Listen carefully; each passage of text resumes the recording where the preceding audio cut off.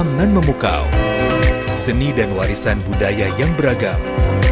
Mari jelajahi keindahan Nusantara melalui program Pesona Indonesia. Setiap hari, pukul 14 waktu Indonesia Barat.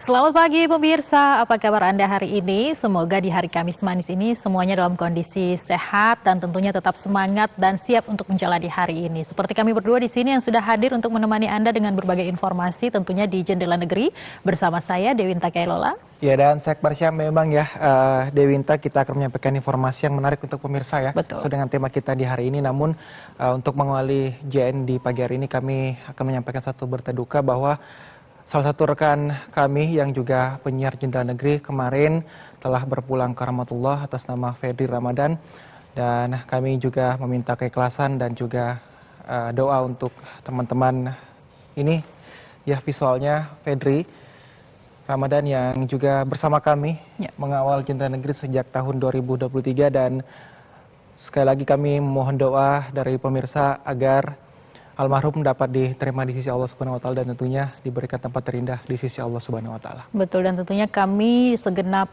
tim Jendela Negeri mewakili keluarga besar LPP TVRI juga menyampaikan turut berbelasungkawa, dan kami sangat kehilangan pribadi yang begitu bersahabat ya, Akbar, dan orang yang juga selalu ceria dan ramah dengan siapapun itu. Betul.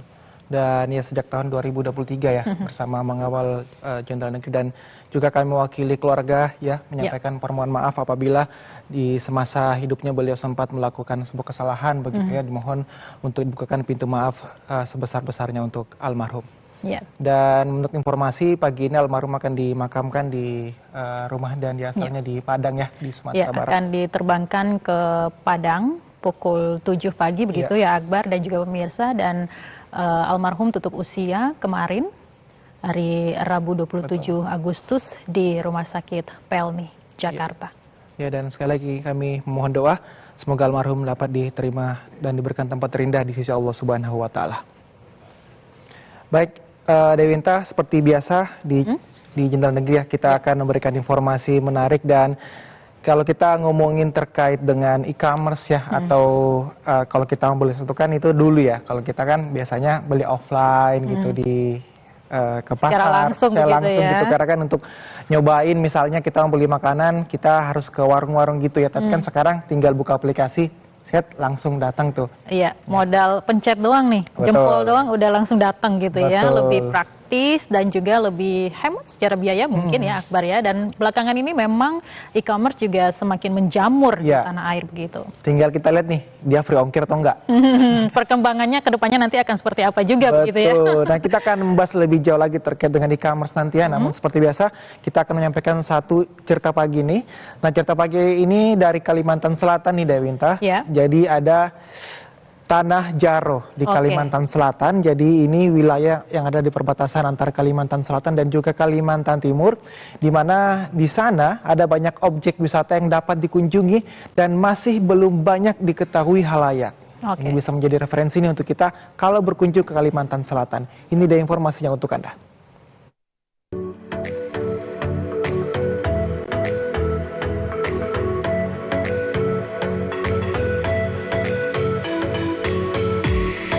Jaro adalah nama kecamatan di Kabupaten Tabalong, Kalimantan Selatan.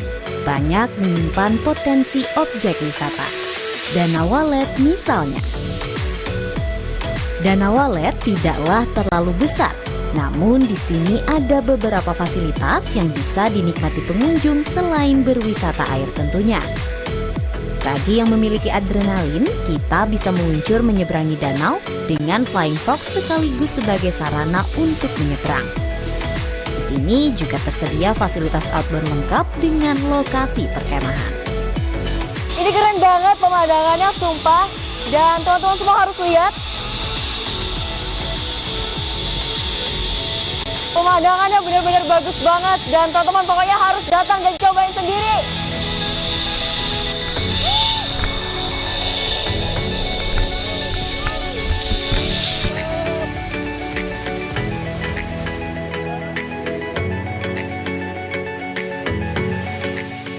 Tidak hanya Danau Walet, Tanah Jaro memang unik. Di sini kita hanya melihat hamparan sawah yang rata, namun langsung dikelilingi perbukitan. Di kaki perbukitan ini banyak terdapat goa. Salah satunya adalah Goa Liang Tapah. Menurut cerita rakyat, nama Liang Tapah diambil dari nama ikan tapah. Kibasan ekor ikan tapah yang berukuran besar menjadi berbentuk kolam di depan goa. Di sini terdapat 2 buah goa.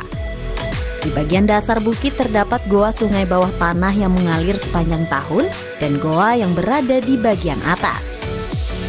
Goa ini mungkin hampir sama dengan goa-goa lainnya di tanah air. Namun di sini kita bisa melihat kolam dan goa bawah tanahnya dari goa bagian atas. Menjelajahi Tanah Jaro belum lengkap kalau belum merasakan arung jeram menggunakan tubing di Sungai Teratau masih di Kecamatan Jaro.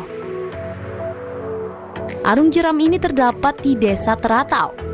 Wisatawan yang akan mengikuti arung jeram tidak perlu khawatir karena pemandu arung jeram di Sungai Teratau ini akan mendampingi.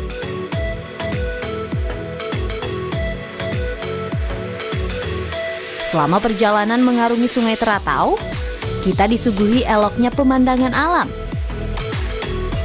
Mengikuti arung jeram, kita harus selalu mengikuti perintah dari pemandu agar terhindar dari kecelakaan.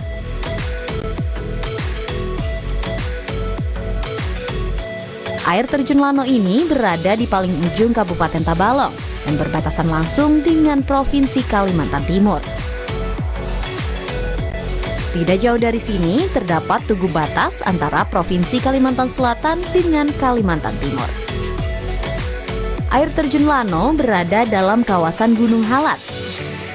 Hutan yang masih alami ini menjadi sumber mata air yang tiada henti sepanjang tahun. Untuk mencapai air terjun Lano, kita harus berjalan kaki kurang lebih sejauh 600 meter. Jalan menuju air terjun sudah dibenahi sehingga wisatawan tidak mengalami kesulitan berjalan kaki. Kawasan air terjun Lano ini berada dalam hutan lindung sehingga kekayaan dan keasrian hutan tetap terjaga. Di sini kita juga dikenalkan dengan berbagai macam jenis pohon karena pengelola telah memberi nama atau jenis kayu yang di tiap pohon yang dilewati wisatawan.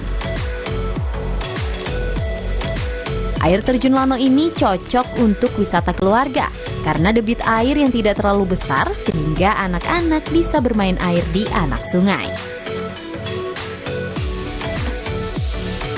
Nah, menarik bukan? Kami tunggu kedatangan Anda di Tanah Jaro. Ya, itu tadi informasi dari Tanah Jaro, salah satu destinasi wisata yang ada di perbatasan antara Kalimantan Selatan dan Kalimantan Timur. Ini bisa menjadi salah satu referensi juga bagi Anda pecinta alam begitu ya, yang ingin berwisata, bisa mengunjungi Tanah Jaro tadi, ada air terjun gitu ya, Akbar ya? Ya, yang nampaknya masih jarang dikunjungi ya. Betul. Dan ini tugas kita untuk kemudian lebih mengeksplor dan sekaligus mempromosikan begitu. Betul. Nah, tadi di awal kita membahas terkait dengan e-commerce ya, Devinta, dan benar sekali di pagi hari ini kita akan membahas bagaimana kemudian tumbuhnya e-commerce dan juga dampaknya bagi UMKM. Kita sudah menghadirkan narasumber dari Periset di PR Ekonomi Industri dan Jasa dan juga Perdagangan BRIN. Hadir bersama kami Mas Maulana Akbar. Selamat pagi Mas Maulana. Selamat pagi, selamat datang di Jendela Negeri Mas Maulana. Selamat pagi Mbak Dewinta dan Mas Akbar. Siap. Ya, kalau kita ngomongin soal e-commerce nih, Mas Maulana melihat perkembangannya saat ini di tanah air seperti apa? Apalagi kalau kita melihat ini semakin menjamur begitu ya. Betul ya. Bagaimana perkembangannya saat ini? Iya, saat ini tuh e-commerce sudah menjadi bagian dari kehidupan kita sehari-hari ya. Kalau kita lihat itu momentumnya itu mulai muncul di pandemi COVID-19. Di mana pada saat itu kita mau tidak mau untuk melakukan transaksi digital daripada fisik. Itu tercermin di data BI sebenarnya. Di tahun 2020, tahun pertama saja naik sekitar 30% transaksi transaksi online. Lalu di tahun berikutnya naik 50%. Setelahnya naik turun tapi cenderung konsisten dan stabil. Data ini juga didukung oleh data penetrasi internet yang juga meningkat ya. Tahun ini saja sekitar 80% masyarakat Indonesia menggunakan internet. Sinyal lainnya sebenarnya bisa dilihat dari kontribusi transaksi online Indonesia di regional. Kita bisa lihat misalkan di Indonesia itu menurut data IDC itu berkontribusi terhadap 46% transaksi online Indonesia. Dengan munculnya e-commerce ini, Mas, apakah menjadi sinyal positif bagi UMKM atau justru menjadi alarm nih untuk UMKM? Gimana? Ya, dari tadi sempat disinggung bahwa Indonesia itu menjadi tulang punggung e-commerce saat ini. Di regional ASEAN ya, bahkan di Indonesia sendiri kita merasa bahwa transaksinya sangat besar dan ini menjadi sinyal positif bagi UMKM untuk dapat terlibat dalam ekosistem e-commerce atau perdagangan elektronik. Karena potensinya sangat besar baik di saat ini atau di masa depan. Potensi besar itu mencakup apa saja tuh Mas? Apa dari segi omset kah atau perluasan pasar dan seperti apa? Dan tadi pasar yang ada itu sangat luas kan di Indonesia. Kita bisa bayangkan dengan adanya perdagangan elektronik ini, setiap orang punya kesempatan yang sama untuk berniaga online ya. Sehingga yang dulu sebelum ada platform e-commerce, mereka punya keterbatasan untuk mengakses pasar. Sekarang keterbatasan itu hilang, setiap orang bisa berjualan, bisa menggapai pasarnya, pasar didapat, omset juga meningkat. Oke, tapi dari segi tantangan ada tidak? Apalagi dengan belakangan ini yang soal perpajakan begitu ya. Iya, saat ini itu sebelum masuk ke pajak sebenarnya kita melihat bahwa kita bayangkan e-commerce itu seperti sebuah pasar ya. Setiap orang berjualan. Satu barang saja kita bisa memutuskan beli dari ratusan pedagang mungkin begitu ya. Dan sepedagang itu untuk mendapat perhatian mereka bisa meningkatkan kualitas produk misalkan, pelayanan dan juga harga gitu ya. Nah, saat ini ada kecenderungan ketika kompetisi kuat, margin kecil. Margin kecil otomatis banyak kos-kos yang bisa jadi memberatkan UMKM. Salah satunya perpajakan tadi. Dengan adanya pajak bisa jadi pajak ya, bisa jadi menjadi tantangan bagi para pelaku UMKM untuk dapat berkompetisi dengan adil. Jadi fokusnya tadi di margin ya, bagaimana tetap terjaga, walaupun misalnya ada faktor luar tadi seperti pajak bisa terjaga karena pasarnya luas banget gitu Mas ya. Iya betul.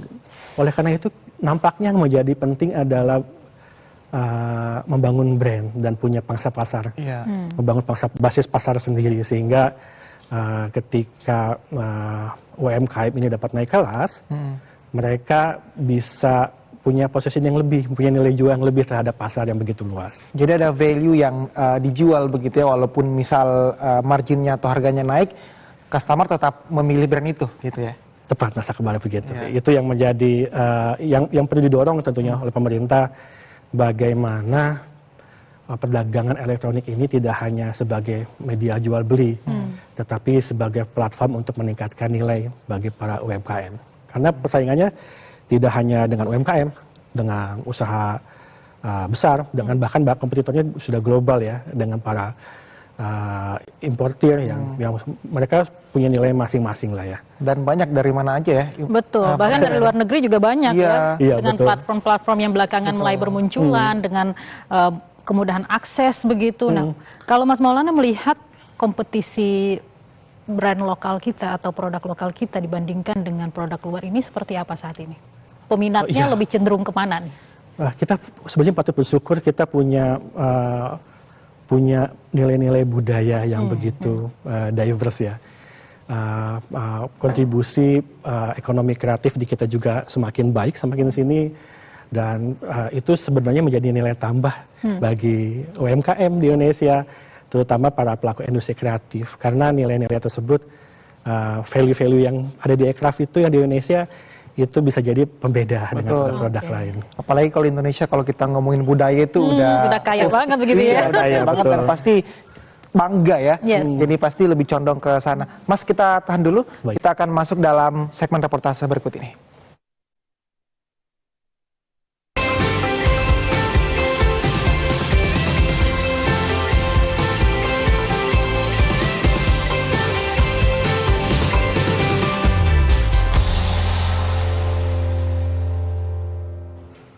Yang pertama kita akan menuju ke Kalimantan Timur. Jadi tingginya transaksi di e-commerce menunjukkan e-commerce menjadi katalis penting bagi daya saing dan keberlanjutan UMKM Kalimantan Timur di era digital. Melalui akses pasar yang lebih luas dapat meningkatkan penjualan dan pendapatan serta efisiensi biaya distribusi dan operasional yang dapat mendorong produktivitas usaha. Informasi selengkapnya akan disampaikan oleh Elma Pratiwi langsung dari Kalimantan Timur. Selamat pagi Elma. Ya, selamat pagi Akbar. Ya, bagaimana kemudian e-commerce dapat mempengaruhi penjualan yang ada di Kalimantan Timur? Silakan Elma. Baik, terima kasih dan selamat pagi pemirsa. Bahwa perkembangan teknologi, internet dan juga e-commerce di Indonesia memang semakin booming di era periode pandemi COVID-19 yang tentunya saat itu semua mobilitas masyarakat dibatasi dan mengubah gaya hidup menjadi lebih digital. Dan selain itu, begitu pula di Kalimantan Timur pemirsa, di mana saat ini nominal transaksi penjualan e-commerce di Kaltim menunjukkan tren positif yang terus meningkat sejak pandemi COVID-19 hingga saat ini. Dan berdasarkan informasi yang kami dapatkan dari Bank Indonesia Kalimantan Timur bahwa sebelum pandemi jumlah transaksi penjualan e-commerce hanya berkisar 20 hingga 30 ribu transaksi per bulannya di tahun 2019. Namun pasca pandemi di tahun 2025 ini jumlah transaksi e-commerce paling tinggi bisa mencapai lebih dari 500 ribu transaksi per bulan. Hal ini juga menunjukkan bahwa e-commerce menjadi katalis penting bagi daya saing dan keberlanjutan UMKM di Kalimantan Timur di era digital tentunya. Dan melalui akses pasar yang lebih luas, e-commerce dapat meningkatkan penjualan dan pendapatan serta memperluas juga efisiensi biaya distribusi dan juga operasional yang dapat mendorong produktivitas usaha. Dan berikut juga kami akan hadirkan cuplikan wawancara kami bersama dengan BI Kalimantan Timur. Ini kan sangat signifikan ya, ini transaksi bulanan kan. Jadi kalau setahun bisa 1 triliun itu hanya di Kalimantan Timur. Bisa kita bayangkan kalau transaksi itu di level nasional. Nah tentunya dampak signifikansi kepada pertumbuhan ekonomi juga akan berdampak cukup besar. Karena apa? Dalam teori ekonomi yang menyebutkan bahwa apabila filosofi atau kecepatan ya, uang berputar atau uang beredar di masyarakat semakin cepat, maka pertumbuhan ekonominya pun akan semakin meningkat. Nah, jadi ini akan berbanding lurus ya antara perkembangan peningkatan transaksi digital atau juga transaksi e-commerce kepada pertumbuhan ekonomi di wilayah Kalimantan Timur atau juga nasional. Senada dengan Bank Indonesia Kalimantan Timur, dari seorang pelaku UMKM yang kami temui juga mengatakan hal serupa, di mana menyatakan bahwa adanya digitalisasi sangat memberikan dampak positif pada UMKM mereka. Di mana juga ini tergantung dengan sisi penjualan ya. Hal positifnya dari sisi penjualan dan pemanfaatan e-commerce saat ini dengan berbagai platform e-commerce yang tersedia terbukti mampu meningkatkan omset dan memperluas jangkauan pasar mereka. Namun pemirsa, satu hal juga yang tidak kalah penting, meski demikian masih ada tantangan begitu yang dihadapi oleh para pelaku UMKM untuk bertahan di era digital saat ini, seperti belum menguasai promosi berbasis AI dan ataupun juga menggunakan AI secara keseluruhan. Dan berikut juga kami hadirkan kutipan wawancara kami bersama dengan salah seorang UMKM di Samarinda.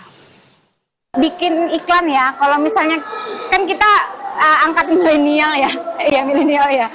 Jadi kurang terlalu bisa bikin video yang seperti anak-anak Gen Z lah, yang bagus, yang gimana gitu. Jadi kecuali kalau misalkan mengandalkan iklan berbayar gitu, itu baru. Tapi kami jarang, biasanya iklannya standar aja gitu. Enggak sih, kebanyakan kan kita udah pakai kris. Jadi nggak ada kendala kalau untuk pembayaran digital. Ya, dengan adanya digitalisasi saat ini khususnya juga e-commerce memang membuka peluang dan sekaligus tantangan pemirsa. Selain dengan tantangan AI, ada pula tantangan lain begitu yang ditemui, salah satunya dengan rendahnya literasi digital yang dimiliki oleh para UMKM, di mana mereka dituntut harus mampu melakukan adopsi teknologi informasi digital secara optimal. Untuk itu, pemerintah Provinsi Kalimantan Timur dan juga dari Bank Indonesia Kalimantan Timur telah melakukan pengelompokan, pelatihan untuk para UMKM dan juga pembinaan begitu agar para UMKM ini dapat maksimal menggunakan atau manfaatkan teknologi ataupun e-commerce yang tersedia agar sebagai jembatan peningkatan ekonomi mereka. Dan ini dia informasi dari Kalimantan Timur. Demikian kami kembalikan ke Akbara di studio. Ya, ini menarik ya. Jadi e-commerce ini membuka peluang dan juga tantangan. Oke, Elma, terima kasih. Selamat bertugas kembali. Ya, Mas Maulana, kita berangkat dari laporan yang tadi, realita yang ada di Kalimantan Timur, bahwa ini juga mendongkrak dari segi ekonomi begitu. Namun ada tantangan yang tak dapat dipungkiri seperti munculnya teknologi baru seperti AI dan juga rendahnya literasi digital. Nah, Mas Maulana melihat dampak daripada tantangan-tantangan yang ada ini untuk jangka panjang ke depannya seperti apa, Mas? Ya, tentu. Jadi memang tadi benar sekali ya, bahwa literasi digital Indonesia itu tidak begitu baik. Masyarakat itu banyak aksesibel terhadap internet baik, tetapi mereka cenderung menggunakan media digital untuk hiburan dan komunikasi, tidak untuk produktivitas. Itu menjadi tantangan utama. Dan yang menurut saya dampak jangka panjangnya adalah ketika literasi digital dan adaptasi terhadap teknologi baru itu masih dibatasi, kita akan terus tertinggal. Karena percepatan teknologi, kemampuan untuk catch up terhadap media digital itu sangat cepat gitu, percepatannya sangat tinggi sekali. Baik, tadi juga dibahas terkait dengan transaksi ya di Kalimantan Timur. Lalu gimana menurut Mas Maulana terkait dengan pertumbuhan transaksi online yang apakah ini kemudian mencerminkan meningkatnya daya saing produk UMKM lokal atau seperti apa? Iya, betul. Jadi kalau kita lihat ya dari laporan BI itu di 2024 sekitar 400 sekian triliun rupiah transaksi online. Tapi nominal tersebut tidak hanya dinikmati sebenarnya oleh UMKM. Ada usaha besar, ada importir, mungkin sebagian UMKM gitu ya. Dan bagi mereka yang terlibat, UMKM yang melibatkan diri dalam ekosistem perdagangan elektronik, mereka cenderung dapat meningkatkan daya saing karena kompetisinya panjang kan ya, besar, sehingga mereka mau tidak mau untuk compete. Salah satunya adalah dengan melakukan kualitas, kuantitas, melakukan inovasi, sehingga mereka sudah siap untuk berkompetisi. Sayangnya bagi mereka yang tidak memiliki kesempatan untuk terlibat dalam ekosistem perdagangan elektronik, tidak memiliki tingkat kompetisi yang sebaik mereka yang datang ya, yang masuk, sehingga gapnya akan semakin besar. Itu yang menjadi PR. Oke, Mas Maulana melihat kalau dari BRIN sendiri nih setelah melakukan pengamatan ataupun juga evaluasi dan juga penelitian, apa kira-kira yang menjadi indikator bagi UMKM kita untuk siap berkompetisi secara global nih dengan semakin berkembangnya platform belakangan ini yang memudahkan akses untuk kita belanja dari luar dan sebagainya?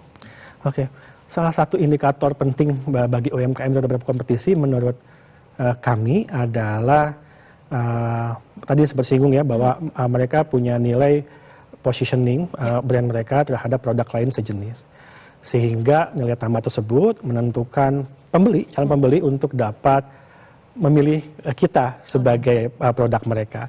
Sebenarnya spektrumnya luas, bisa jadi meningkatkan kualitas barang, bisa jadi cara kita berkomunikasi terhadap pelanggan, menghandling komplain, lalu bagaimana kita melakukan packaging. Indikatornya banyak sekali, tetapi itu semua hadir sebenarnya dari proses tadi kompetisi yang sehat, yang adil, ruang tinjunya adil nih antara UMKM dan usaha besar, sehingga mereka dapat belajar untuk dapat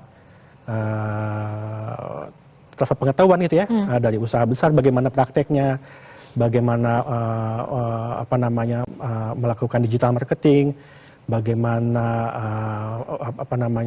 UMKM itu dapat melakukan memanfaatkan channel lain seperti sosial media, live streaming dan sebagainya. Ya, jadi ini menarik ya, dengan hadirnya e-commerce ini bisa membuka peluang global begitu ya. Jadi meskipun misalnya base-nya ada di pelosok-pelosok begitu, bisa bersaing dengan produk yang ada di seluruh dunia gitu ya. Asal tadi satu memiliki value dan juga brand positioning yang kuat ya, agar customer bisa condong memilih produknya gitu ya. Iya, betul. Dan brand value ini tidak hanya penting untuk memutuskan ya, tetapi keberlanjutan dari sebuah brand mereka begitu. Dan kami rasa banyak kok contohnya UMKM yang pada akhirnya naik kelas menjadi usaha besar, go internasional karena memang konsisten mereka dalam membangun brand. Jadi positifnya bisa belajar begitu ya, karena bisa melihat bagaimana kemudian brand luar ini mengambil market ini dan melakukan sales yang packaging yang dengan sangat bagus. Dan ini bisa menjadi referensi untuk berinovasi juga begitu ya di kalangan UMKM. Nah belakangan yang sedang booming ini Mas Maulana, bahwa ada brand besar juga ya Akbar ya yang kemudian menyasar kepada kebudayaan kita. Katakanlah pulau-pulau kita yang eksotik begitu ya, bahkan juga memakai nama ini sebagai kolaborasi dari bagian brand mereka. Mas Maulana menilai hal ini seperti apa? Apakah ini akan berdampak positif ataukah ini mencerminkan bahwa kita dalam mengelola UMKM belum mampu untuk mengelola ini? Seperti apa, Mas? Saya mengambilnya sisi positifnya adalah ternyata nilai-nilai lokal itu punya daya tawar yang tinggi loh. Nama-nama pulau Indonesia, keragaman budaya, bahkan corak batik itu punya nilai-nilai yang tinggi dan bahkan belum tentu bisa dimiliki oleh negara-negara besar. Dan contoh Mbak tadi menunjukkan bahwa memang bagaimana sebuah produk itu mengemas sebuah kekhasan budaya itu menjadi sesuatu yang punya manfaat ekonomi besar. Oke, jadi kita patut untuk mengapresiasi dan juga memandang ini sebagai satu langkah positif begitu ya Mas ya, untuk berinovasi dalam mengembangkan produk kita. Dan karena kita harus sadari bahwa memang branding ini sangat powerful juga ya Mas ya. Iya betul, sangat powerful. Dan sebenarnya yang di sisi lain tadi saya sedikit menambahkan, e-commerce itu seperti etalase gitu ya. Etalase besar, banyak sekali barang begitu. Bahkan ketika saya cari, misalkan contohnya ada tas, ada ratusan tas jenisnya, warnanya, lalu fungsinya seperti apa. Sebenarnya itu pengetahuan yang banyak dalam sebuah platform perdagangan elektronik yang bisa dipelajari oleh UMKM sebenarnya. Termasuk adalah kita bisa mempelajari bagaimana sih pelaku usaha besar itu melakukan membangun sebuah brand, atau bagaimana mereka mendevelop produk, atau bagaimana mereka melakukan interaksi memasarkan produk mereka. Karena produk-produk yang saya yakin sih produk-produk yang dimiliki oleh Indonesia, UMKM sektor ekonomi kreatif itu tidak salah. Setuju. Ya, jadi menarik sekali ya, dan tadi yang disebutkan Dewinta juga, yang brand ini bisa menjadi contoh juga nih buat pelaku UMKM untuk kemudian memakai konsep ATM mungkin ya, amati tiru modifikasi ya. Jangan plek ketiplek ya. Betul. Dan ini juga sekaligus mempromosikan tentang budaya, bahkan juga kekhasan yang dimiliki oleh Indonesia secara luas begitu. Nah, jangan kemana-mana karena setelah ini kami akan kembali dengan obrolan menarik lainnya, tetap di Jendela Negeri.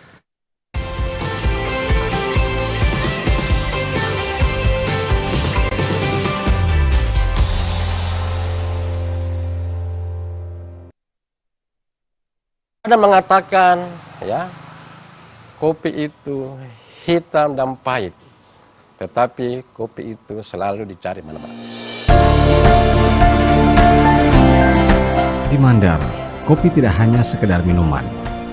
Ia adalah cerita yang hidup, diseduh dengan rasa, diracik dengan hati, dari tungku di desa hingga ke meja kafe modern. Kopi sebenarnya bukan hanya sekedar minuman, tapi sudah menjadi barang interaksi sosial. Kopi bagian daripada kebahagiaan kita, karena kita ini dalam kehidupan kita tanpa ada kopi tidak ada rasa. Ya, jadi kopi ini adalah kebutuhan hidup.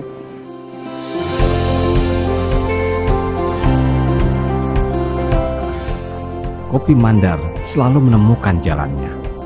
menyatukan orang-orang yang jauh, mengikat generasi yang berbeda. Di setiap teguknya ada cerita, ada rasa yang telah dijaga sejak lama. Inilah Kopi Mandar, hangat, tulus, dan penuh cerita.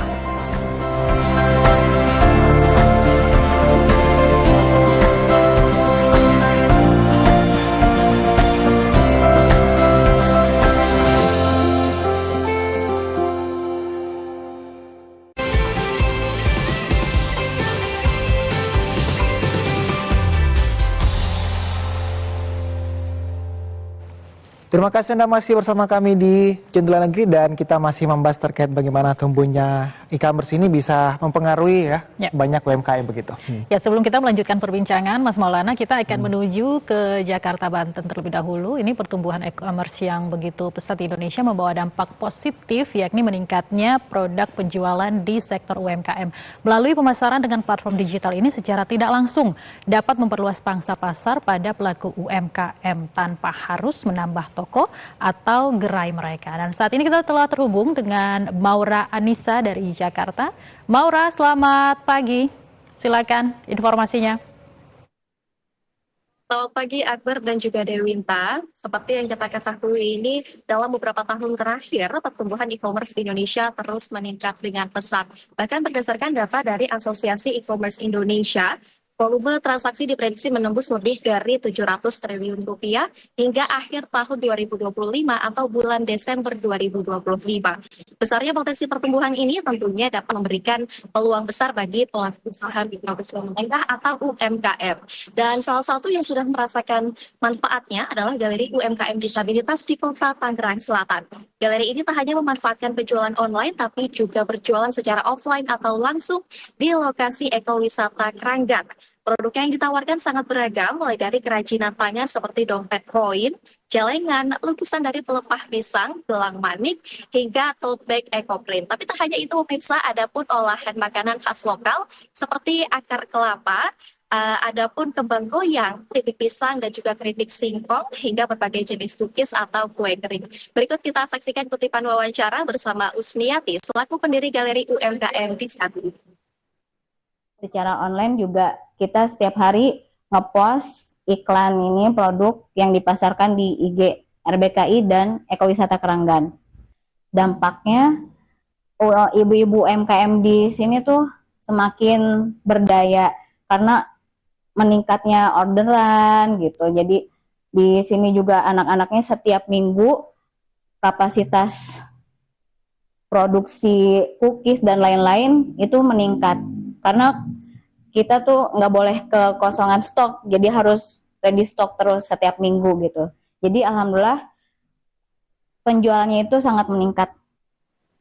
Adapun pemirsa, jika kita lihat dari sudut pandang periset dari Badan Riset Inovasi Nasional, kehadiran e-commerce ini dapat mempermudah UMKM untuk memperluas pasarnya tanpa perlu mengeluarkan biaya secara berlebih ataupun membuka cabang atau gerai baru. Dan berikut kita saksikan kutipan wawancara bersama Nurlia Listiadi selaku periset ekonomi perilaku dan sirkuler BRIN. UMKM ini secara otomatis akan dapat memperbesar pangsa pasar mereka. Mereka juga berpeluang besar untuk dapat masuk dan bersaing secara lokal ataupun global tanpa membuka cabang toko secara fisik. Sehingga kondisi ini akan membuat UMKM lebih efisien dari sistem pembayaran dan juga pengiriman yang sudah saling terintegrasi. Namun demikian memang terdapat beberapa tantangan yang tetap harus kita perhatikan. Pertama adalah terkait biaya platform. UMKM ini sering harus mengeluarkan biaya iklan, komisi ataupun subsidi ongkos kirim yang kadang membuat margin keuntungan mereka menjadi semakin menipis. Kedua, adanya ketergantungan pada algoritma marketplace, sehingga begitu algoritmanya berubah, maka visibilitas produk bisa langsung mengalami penurunan. Dan pemirsa, untuk memahami atau memaksimalkan peluang ini, UMKM diharapkan dapat lebih melihat dan juga membaca kebiasaan konsumen dalam berbelanja online dan juga mengikuti tren terkini agar produknya dapat bersaing di pasar digital. Dan demikian yang dapat kami informasikan, kita kembali ke studio Akbar dan Dewita. Maura Anissa, terima kasih atas informasinya dan selamat kembali bertugas. Ya, kita kembali ke Mas Maulana tadi ya, di reportase tadi katakan dukungan ya. Bagaimana kemudian ini dukungan ekosistem digital Mas yang agar bisa berdampak lebih kepada UMKM menurut Mas Maulana? Kalau kita ngobrolin ekosistem digital berarti aktornya tidak hanya penjual. Ada pemerintah, lembaga pendidikan, penyedia infrastruktur, penjual itu sendiri, platform e-commerce-nya. Semuanya punya peran masing-masing yang mungkin agak klasik kalau semuanya saya bilang perlu berkolaborasi. Tapi itu menjadi penting. Contohnya adalah bagaimana sih dukungan dari penyedia infrastruktur. Dengan adanya internet yang cakupannya luas, punya reliability, orang-orang di daerah punya kenyamanan untuk bertransaksi niaga. Juga dengan akses jalan yang baik misalkan, itu mendorong logistik cost yang murah, sehingga akan mengurangi beban untuk para pelaku UMKM di daerah misalnya. Begitu juga dengan pemerintah, banyak program yang dapat mendorong pelaku UMKM, program digitalisasi mungkin sudah banyak di Kemenkop UKM, Komdigi, Kemenekraf yang sudah punya peran aktif ya, bahkan di pemerintah daerah itu seringkali mengadakan pelatihan jualan online misalkan, itu sering.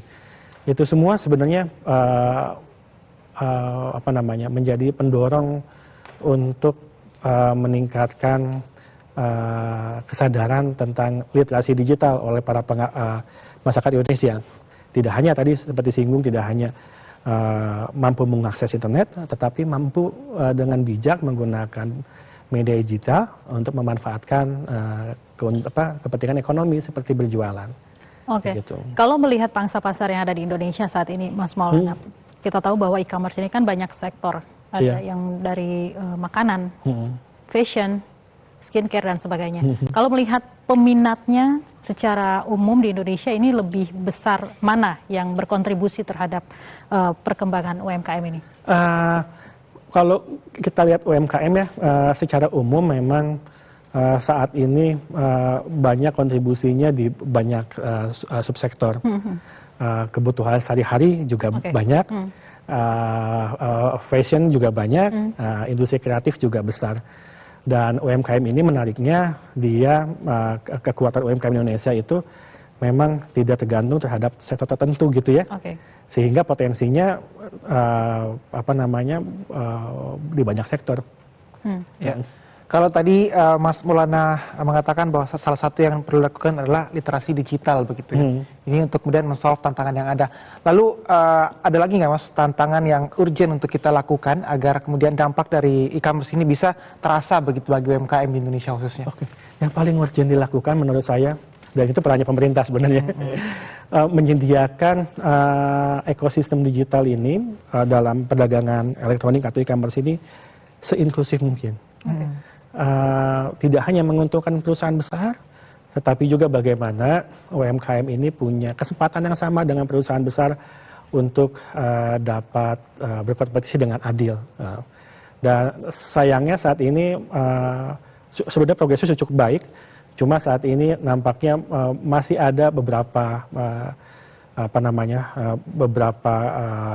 pihak yang masih belum bisa merasakan manfaat nyata dari kehadiran e-commerce. Jadi sebetulnya apa yang salah ini Mas Maulana? Apakah dari segi kebijakan yang ada juga sudah cukup untuk mengcover pelaku usaha yang bergerak di ruang digital atau seperti apa? Tidak ada yang salah sebenarnya. Tantangannya itu sebenarnya kita berada di Indonesia yang sangat luas sekali ya. Mungkin apabila kita berada di negara kecil yang punya aksesnya dari ujung ke ujung mudah dan murah, itu mungkin tidak menjadi masalah. Tetapi kita bisa melihat bahwa Indonesia ternyata terdiri dari ribuan pulau, dari Aceh sampai Papua itu sangat luas sekali, dan itu ada variabel-variabel yang mempengaruhinya. Salah satunya adalah biayanya, lama waktunya, akses terhadap infrastruktur, ekosistem digital di masing-masing provinsi itu berbeda juga. Sehingga memang saat ini bisa dibilang ekosistem digital sudah matang hanya berada di kota-kota besar. Dan yang perlu dilakukan sebenarnya tadi tuh aktor ekosistemnya punya perannya masing-masing. Termasuk tadi yang belum saya sebut adalah peran dari perguruan tinggi atau vokasi lokal gitu ya, untuk dapat meng-create SDM yang cakap di bidang digital dan mampu memanfaatkan media digital sebagai salah satu nilai ekonomi mereka. SDM unggul dan kreatif juga penting untuk menentukan arahnya akan kemana begitu. Betul ya Mas sekali. ya. Nah, tantangan juga kan kita di Indonesia luas ya, pulau-nya banyak begitu ya. Nah kalau kita ngambil contoh sebagai misalnya customer nih, kita kan kadang kalau membeli produk itu melihat lagi ongkirnya kan, semakin jauh kadang semakin mahal. Dikatakan itu masih terpusat di satu wilayah gitu ya. Dan kalau kita mengambil contoh di negara lain misalnya di Cina itu kan kabarnya kalau misalnya sekilo atau 2 kilo itu free Mas ya? Iya betul. Bahkan saking efektifnya di China sebenarnya kita membeli barang $1-2 pun ongkosnya gratis sampai Indonesia depan rumah. Dan ya itu kita sebenarnya bisa belajar dari banyak negara bagaimana. Itu possible nggak Mas dilakukan hal itu di Indonesia? Kami rasa dalam waktu dekat agak sedikit sulit karena memang ekosistem infrastruktur kita belum sebegitu baik. Kalau di China kan mereka punya pabrik-pabrik besar ya yang terpusat di satu wilayah dan mereka melakukan direct selling biasanya. Dia mengirim jumlah banyak di berbagai negara. Sedangkan karakteristik industri di Indonesia belum mungkin tidak mirip dengan seperti itu ya. Nampaknya sih kita perlu memahami bagaimana karakter kita. Ini karakter dari sisi pembeli atau UMKM-nya? Ya, karakter dari industri kita, industrinya. Bagaimana demografi kita, lalu bagaimana banyak sekali aspek yang bisa kita lihat untuk bisa mendorong keadilan bagi seluruh rakyat Indonesia. Lagi-lagi adil berniaga. Gitu ya. Nah, tapi kalau Mas Maulana melihat potensi untuk berkolaborasi antara UMKM kita dengan brand besar seperti apa? Apakah ada peluang? Peluangnya ada dan sudah banyak brand kita berkolaborasi dengan brand IP luar misalkan ya.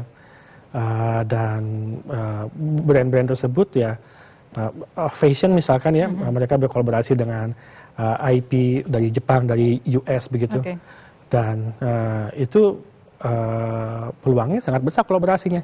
Bahkan tadi ya seperti disinggung bahwa kolaborasinya tidak hanya brand kita menggunakan IP dari luar, tapi brand luar menggunakan identitas kita. Brand luar ya, yang tadi disebutkan ya contoh tadi. Salah satunya. Nah, Mas misalnya nih ada UMKM yang baru muncul di tengah maraknya e-commerce ini, apakah masih ada kemungkinan untuk bisa bersaing dengan produk-produk yang mungkin udah lama begitu ya sustain? Gimana Mas? Wah, Indonesia itu sangat kreatif ya. Ya kita percaya itu betul. Bahwa selalu banyak peluang baru mempositioningkan produk kita untuk dapat bersaing ya.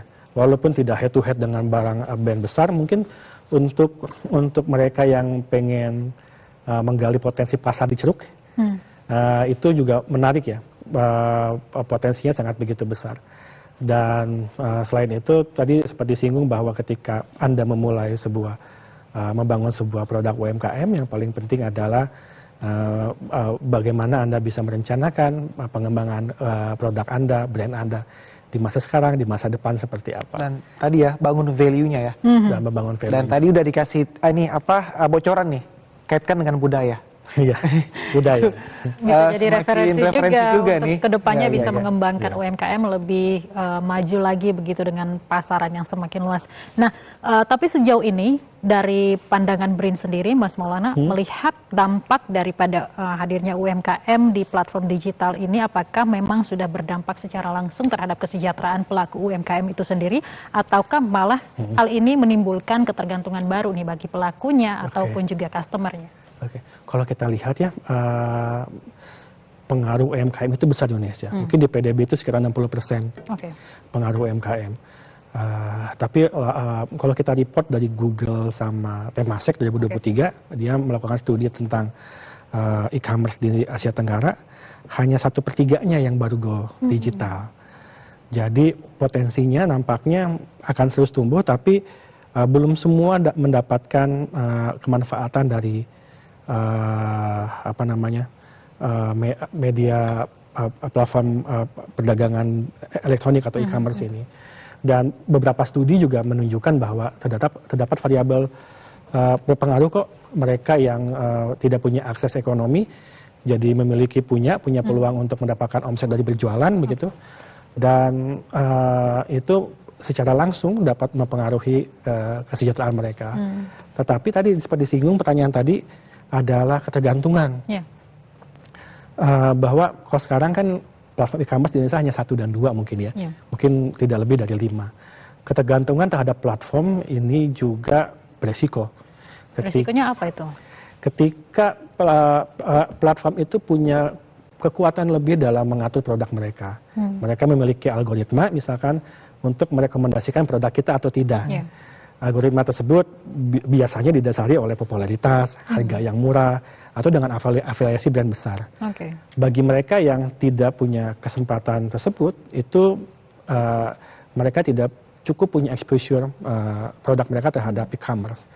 Selain itu, ketergantungan terhadap kebijakan policy dari platform, ketergantungan terhadap promo dan program-program dari platform e-commerce itu juga sangat berpengaruh ya. Karenanya yang menjadi hal penting adalah bagi para UMKM ini tidak mengandalkan 1 atau 2 platform sebagai penghasilan, sebagai tumpuan mereka. Mereka perlu membangun brand, pangsa pasar sendiri. Mereka perlu membangun channel, baik itu offline dan online sebenarnya berdampingan. Penting juga, tetap penting untuk toko offline-nya begitu ya? Iya, untuk pendekatan offline dan online. Media platform online pun berkembang, ada live streaming, ada komunikasi lainnya begitu, dan peluang-peluang itu sebenarnya dapat mengurangi resiko yang terjadi apabila ada ketergantungan terhadap satu platform e-commerce. Baik, berarti Mas Maulana juga sepakat bahwa semua produk apapun jenisnya perlu e-commerce begitu ya? Untuk saat ini e-commerce merupakan media yang menarik untuk meningkatkan omset dan peluang pasar. Dan sebaiknya punya ya masing-masing channel itu baik offline maupun online ya? Iya, karena membuat e-commerce itu mudah dan gratis sebenarnya. Baik, itu terakhir Mas, apa yang ingin Mas Maulana sampaikan kepada pelaku UMKM yang nonton kita saat ini terkait dengan maraknya e-commerce di Indonesia? Kepada pelaku UMKM sebenarnya kita sangat bersyukur berada di Indonesia dengan ekosistem digital yang semakin bertumbuh ya. Pasar kita begitu besar dan kesempatan kita untuk bisa mendapatkan manfaat ekonomi dari e-commerce juga begitu besar. Nampaknya kalau tidak sekarang kapan lagi rekan-rekan UMKM untuk dapat mengembangkan sayap. Jadi mari kita sama-sama memberikan semangat nih pada pelaku UMKM untuk memanfaatkan teknologi yang ada supaya bisa melebarkan sayap seperti yang tadi dikatakan oleh Mas Maulana. Terima kasih banyak Mas Maulana Akbar sudah hadir di Jendela Negeri dan sudah memberikan banyak sekali edukasi juga kepada pelaku UMKM kita dengan maraknya e-commerce di tanah air. Terima kasih banyak dan selamat kembali melanjutkan aktivitas. Dan pemirsa jangan kemana-mana karena setelah ini kami akan kembali dengan informasi lainnya. Tetap di Jendela Negeri.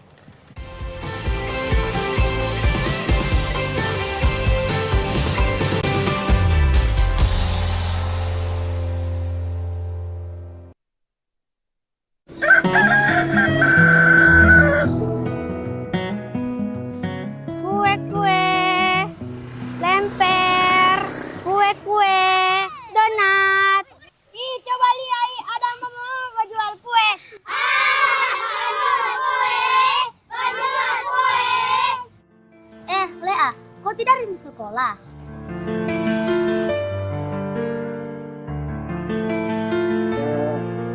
Lea, apakah Lea tidak ada keinginan untuk bersekolah lagi?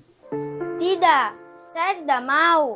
Mama tahu, Lea mau bantu Mama untuk cari uang. Tapi, sekolah juga penting.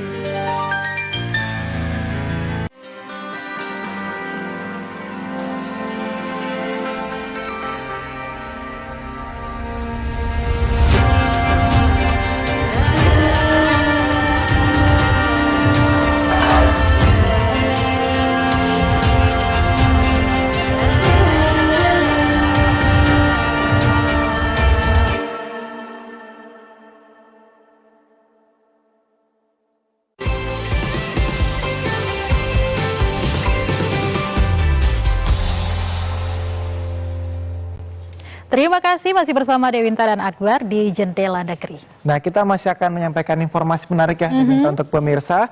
Dan yang pertama kita akan menyampaikan informasi dari Kalimantan Timur. Jadi dari tumpukan sampah plastik lahir karya yang menyelamatkan lingkungan sekaligus menggerakkan ekonomi warga. Di Kutai Timur, Emi Wati bersama komunitas K3H mengubah limbah menjadi tas-tas cantik dan bernilai jual. Ini dia informasinya untuk Anda.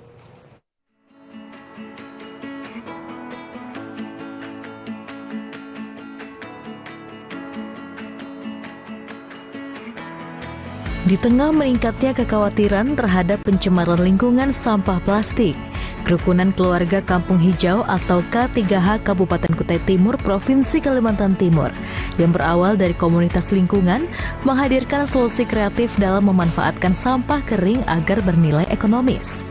Komunitas itu mengubah sampah plastik yang sebelumnya tidak bernilai menjadi tas tangan unik dan ramah lingkungan.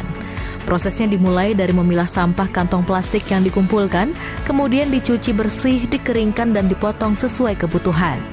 Dengan sentuhan tangan-tangan terampil, potongan-potongan plastik itu dianyam menjadi tas dengan berbagai model dan warna yang menarik. Tidak hanya kantong plastik, namun juga memanfaatkan sisa-sisa kain perca untuk menambah kesan estetika dari kerajinan tas tangan itu.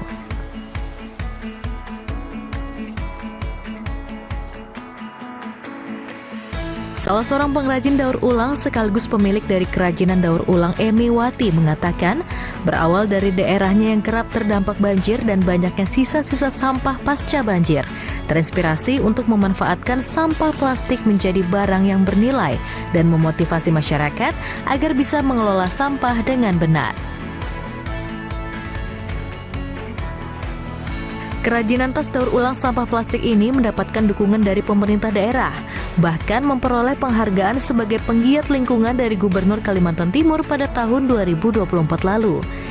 Selain membuat tas melalui sampah plastik, Emi juga mengembangkan produksi tas berbahan dasar kulit kayu untuk menambah karya jual. Sehingga akhirnya, dari hasil itu Emi bersama K3H memperoleh juara 1 Dekranasda Award se-Kalimantan Timur pada tahun 2023 yang memanfaatkan serat alam sebagai bahan baku kerajinan. Berbagai kerajinan dari plastik, kain perca dan serat kayu itu meliputi tas belanja, tas etnik, tas laptop dengan ukuran yang berbeda-beda. Emi juga terus berinovasi membuat suatu produk selain tas seperti selimut, afron, bahkan karpet untuk bersantai. Pembuatan setiap tas juga sedikit memakan waktu 1 hingga 2 hari bahkan lebih, tergantung dari tingkat kesulitan model tas. Perlu ketelitian dan keterampilan agar produk yang dihasilkan dapat berkualitas.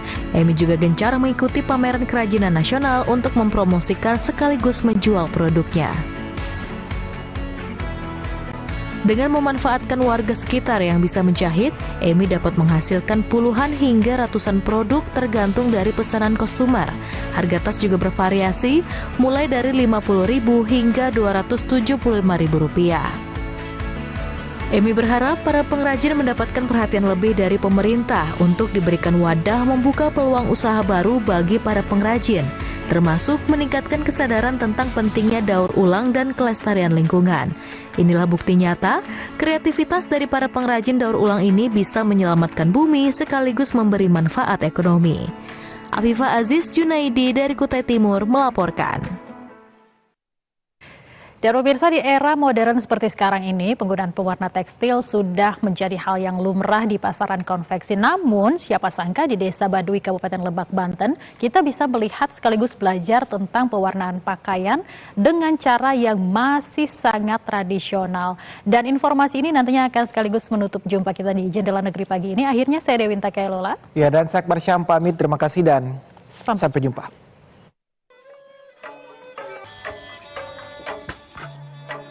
Pewarnaan pada pakaian tidak lepas dari keunikan dan seni yang tertuang dalam sebuah pakaian. Tidak terkecuali untuk pakaian tradisional hingga pakaian modern. Namun kali ini saya melihat pemandangan yang menarik perhatian saya. Helaian benang yang berwarna-warni membuat saya tertarik untuk belajar mengenai pewarnaan benang-benang yang nantinya akan menjadi sebuah kain yang digunakan untuk membuat pakaian khas suku Baduy. Nah, yang ini udah jadi dari warna biru, ini udah celup 1 minggu, jadi dia tinggal nunggu kering. Oh, jadi untuk semua warna itu dicelupnya 1 minggu? 1 minggu. Yang itu dari warna mahoni. Tapi kalau yang kayak gitu kan nggak begitu coklat, 5 hari gitu ya. Oke, kalau yang kayak gini kan yang kayak gini, ini nanti dibikinnya untuk coklat tua, ini baru masih proses 4 hari, nanti kita proses 7 hari, tetap masih 3 hari. Ini dalam proses. Nah, kayak seperti ini ya, ini warna kuning ya, warna kuning ini masih proses. Ini berapa hari, Kang? Berapa hari? Ini baru 2 hari. Nah, pemirsa, ini kita udah ada di depan salah satu kios yang menjual hasil-hasil dari benang-benang tadi ya, Kang? Jadi pewarna alam nih. Jadi kain apa aja nih, Kang, kalau boleh tahu? Ini namanya adu mancung pul. Terus kalau yang itu janggawari ya. Janggawari. Janggawari. Oh, yang ini nih, boleh dilihatin dulu ya? Nih, yang ini itu ya? batik. Ini batik. Janggawari yang mana? Yang ini nih. Nih, yang mana? Oh, yang ini. Yang itu. Ini janggawari. Itu janggawari.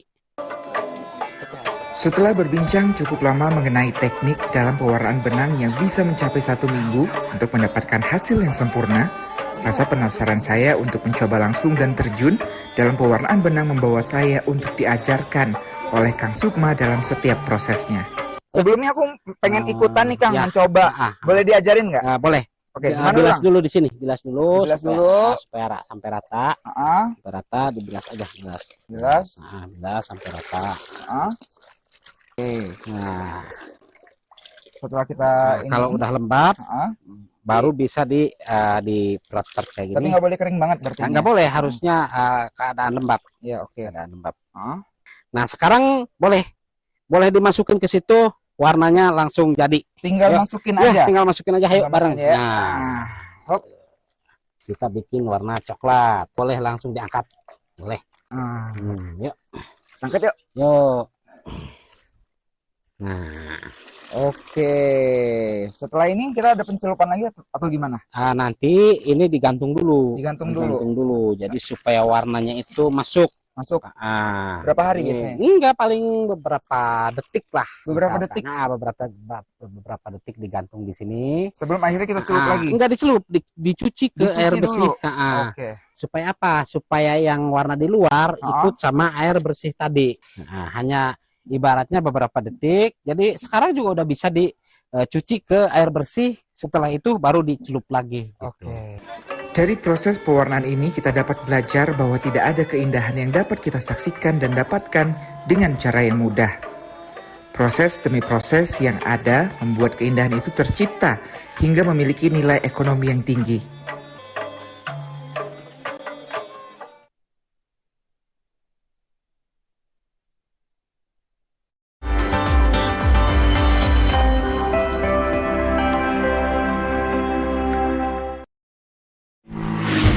Kejar dia!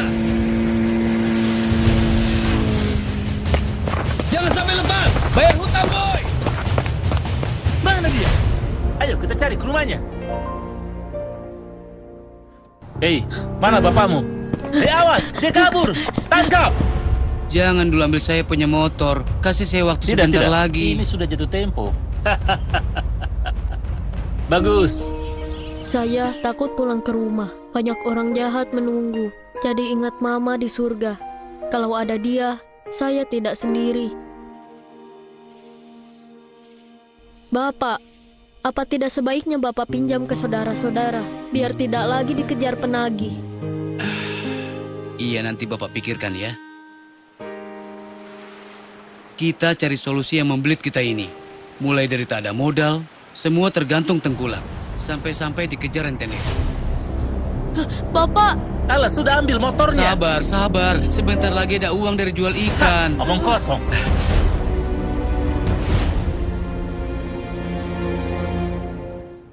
Koperasi Desa Merah Putih. Programnya Presiden Prabowo.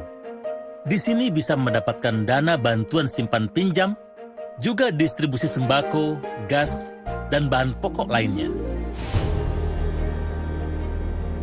Salah satu juga keputusan besar kita dalam waktu dekat akan membentuk 75.000 sampai 80.000 koperasi desa. Intinya adalah kita ingin ekonomi desa, ekonomi rakyat yang paling bawah bergerak dengan cepat memobilisasi kekuatan yang kita punya untuk menggerakkan seluruh ekonomi.